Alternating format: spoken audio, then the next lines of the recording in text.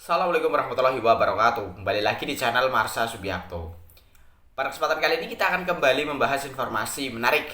Kali ini kembali terkait dengan seleksi P3K di tahun 2024 ini ya.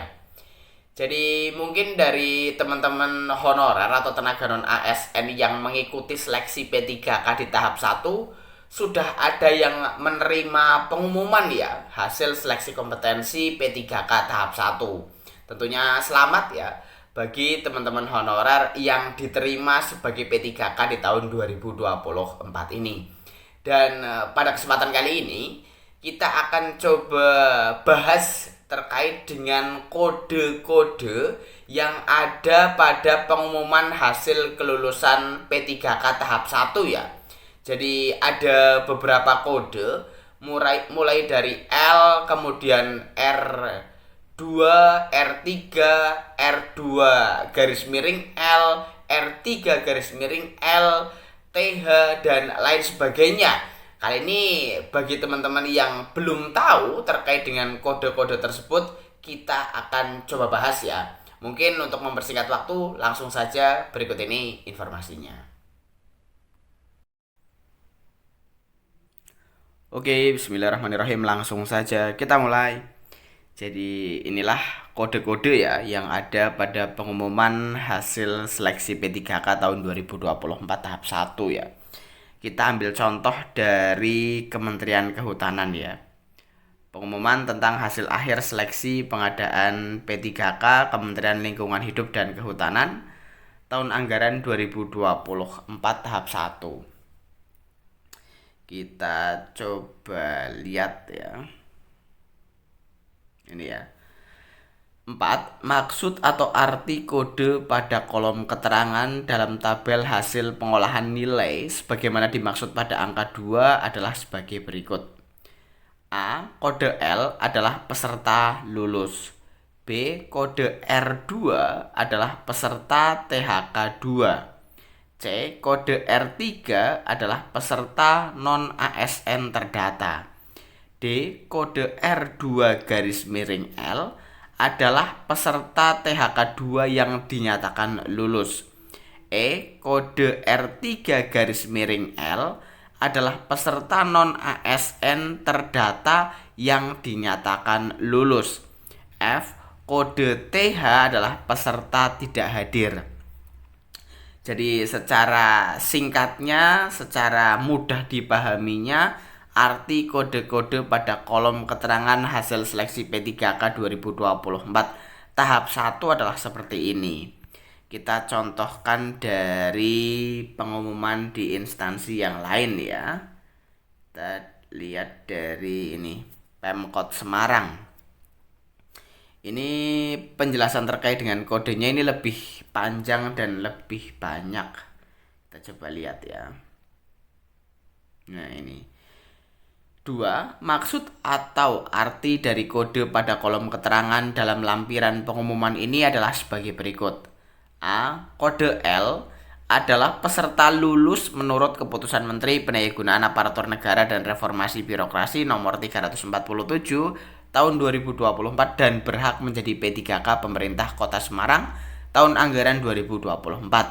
Jadi Kemenpan RB 347 tahun 2024 ini tentang mekanisme seleksi P3K tahun anggaran 2024 ya.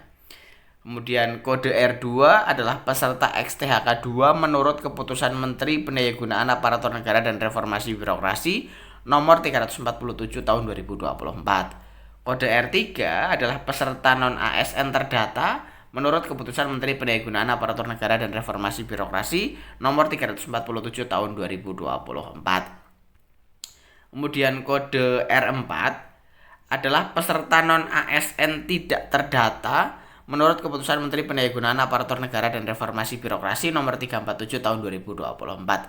Jadi saya sendiri kurang tahu gitu ya, apakah benar ada peserta dengan kode R4 atau tidak. Karena seharusnya kalau tidak terdata atau tidak masuk dalam database BKN, tidak bisa lolos pada saat tahap seleksi administrasi. Karena seleksi P3K tahap 1 diperuntukkan bagi THK 2, kemudian tenaga non ASN yang masuk dalam database BKN gitu ya. Apakah R4 ini bagi pelamar prioritas, saya sendiri kurang tahu. Tetapi kalau tidak masuk dalam database BKN, sepertinya tidak bisa mengikuti seleksi P3K tahap 1. Kemudian kode TH adalah peserta yang tidak hadir pada seleksi kompetensi P3K tenaga teknis pemerintah Kota Semarang tahun anggaran 2024 dan dinyatakan gugur. Kode TMS adalah peserta tidak memenuhi syarat. Kode APS adalah peserta mengajukan pengunduran diri. Kode DIS atau DIS adalah peserta didiskualifikasi. Jadi itu ya, informasi terkait dengan kode-kode yang ada pada kolom keterangan pengumuman hasil seleksi P3K 2024 tahap 1. Kemudian kita langsung lihat contohnya ya, biar lebih jelas. Ini hasil seleksi kompetensi P3K teknis 2024 tahap 1 untuk pemerintah Kota Semarang. Kita lihat ya.